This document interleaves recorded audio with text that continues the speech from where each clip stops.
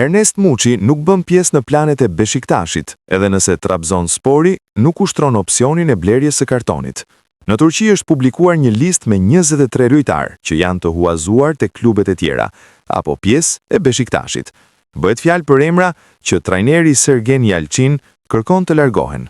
Një prej tyre është Ernest Muçi. Lojtari i Kombëtares po shkëlqen te Trabzonspori. Megjithatë, trajneri i Beshiktashit nuk duket se ka ndryshuar mendim. Në Trabzon, ndërkohë, janë të sigurt që do të ushtrohet opsioni i blerjes së kartonit për ta shitur më shtrenjtë në merkaton e verës. Surpriza është Kristian Aslani, dhe pse në pak kohë në dispozicion, trajneri i Beshiktashit e ka preferuar vetëm si titullar deri tani, madje deri tani mbetet në llogaritë e trajnerit Yalçin.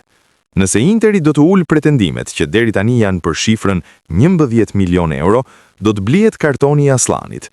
Për këtë duhet pritur përfundimi i sezonit, pasi drejtuesit nuk po nxitohen.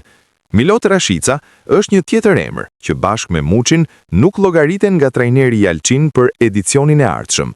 Kontrata e tij ndërkohë është e vlefshme deri në vitin 2027.